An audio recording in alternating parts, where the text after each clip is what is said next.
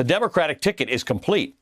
Joe Biden and Kamala Harris will face off against Donald Trump and Mike Pence. Last week, Valerie Jarrett, the longest-serving presidential senior advisor to Barack Obama, signed on to a letter to various media outlets demanding fair coverage of the vice presidential candidate. Quote, women have been subject to stereotypes and tropes about qualifications, leadership, looks, relationships, and experience. Those stereotypes are often amplified and weaponized for black and brown women, end quote. Tonight, Kamala Harris is that vice presidential candidate, a woman of color. Valerie Jarrett with me again now. Valerie, you and I spoke of this on Sunday, and I pledged to you then that we will, as media, get this right. So now we start today. Kamala Harris is the first vice presidential candidate of color in this country's history. She is a woman. Your thoughts, first of all.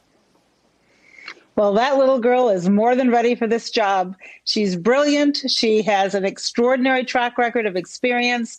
She's savvy. She has devoted her entire career to public service, as Vice President Biden said, fighting for the little guy. And I cannot wait to see this team on the campaign trail, but even more importantly, when they take over and govern our country during what we know, Allie, is going to be an extraordinary, challenging time.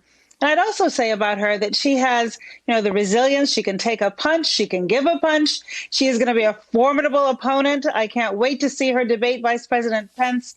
But she also has a kind and generous heart. And I think Vice President Biden saw all of that in her, not to mention she really reflects the best of the American story. As you said, Allie, daughter of immigrants who came here and made an incredible life for themselves. And she's ready. She's more than ready. The Republicans had an attack ad ready. I'm sure they had them for all sorts of candidates, but they aired this one literally seconds after the announcement. It makes an interesting point that I want to talk to you about. Let's listen to it. Kamala Harris ran for president by rushing to the radical left, embracing Bernie's plan for socialized medicine, calling for trillions in new taxes, attacking Joe Biden for racist policies. Voters rejected Harris. They smartly spotted a phony. But not Joe Biden. He's not that smart. Biden calls himself a transition candidate. He is handing over the reins to Kamala while they jointly embrace the radical left. Slow Joe and phony Kamala. Perfect together. Wrong for America. So we got two issues here. One is that there are a lot of people on the left who see Kamala Harris as somebody who was a prosecutor. They even criticize her for it. But the bottom line is attaching socialist and radical left to Kamala Harris. I don't know if that's a great strategy. I don't know how long that one's going to last, but I don't know how much traction it's going to get either. I don't think it's going to get any traction. They're flailing. They don't know exactly how to approach this dynamic duo.